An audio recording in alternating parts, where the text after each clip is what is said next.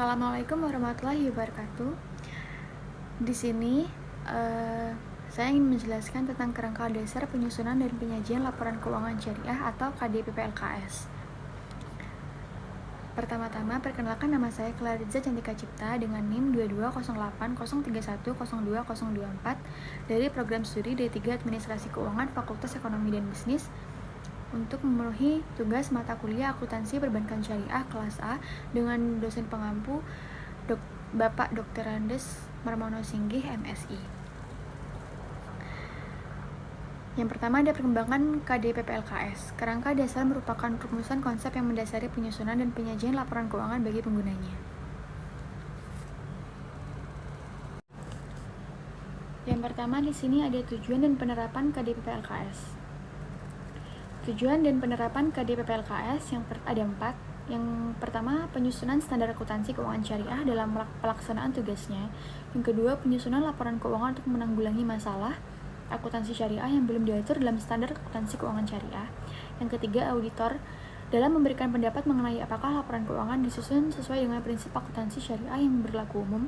Yang keempat, para pemakai laporan keuangan dalam menafsirkan informasi yang disajikan dalam laporan keuangan yang disusun sesuai dengan standar akuntansi keuangan syariah. Selanjutnya ada aspek yang terkait dengan transaksi syariah dan pemakai laporan keuangan. Ada 3, yaitu yang pertama asas transaksi syariah, yang kedua karakteristik transaksi syariah, yang ketiga pemakai laporan keuangan syariah yang meliputi investor, pemberi, pemilik dana titipan, pembayar dan penerima, pengawas syariah, karyawan, pemasok, pelanggan, pemerintah, dan masyarakat. Selanjutnya tujuan laporan keuangan ada 4, yaitu yang pertama meningkatkan kepatuhan terhadap prinsip syariah, yang kedua informasi kepatuhan entitas syariah terhadap prinsip syariah, yang ketiga informasi untuk membantu mengevaluasi pemenuhan tanggung jawab entitas syariah, yang keempat informasi mengenai tingkat keuntungan investasi yang diperoleh penanaman modal dan pemilik syariah. Selanjutnya ada asumsi dasar. Ada 2 asumsi dasar penyusunan laporan keuangan entitas syariah, yaitu yang pertama dasar akrual, yang kedua kelangsungan usaha.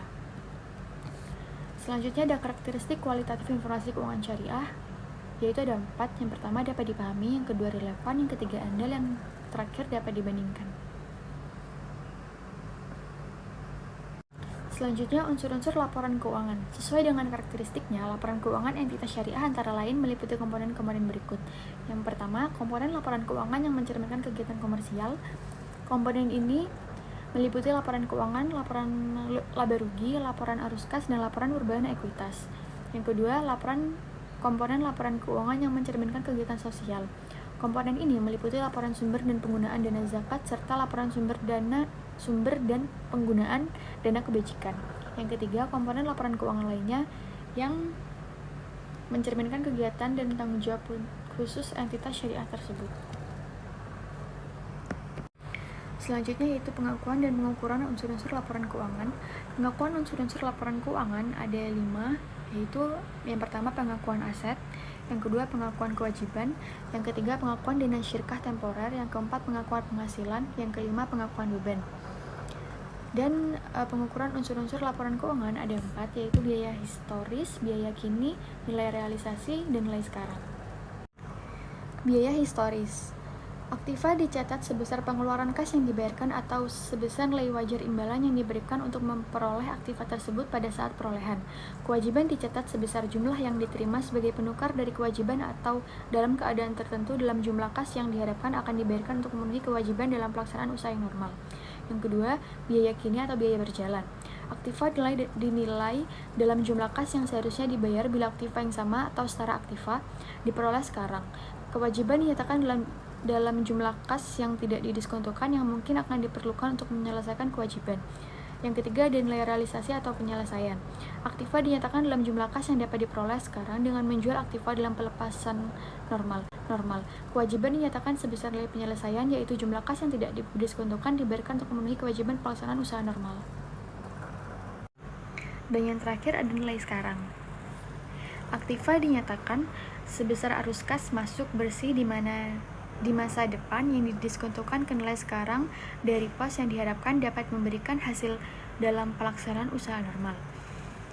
Kewajiban dinyatakan sebesar arus kas keluar bersih di masa depan yang didiskontokan ke nilai sekarang.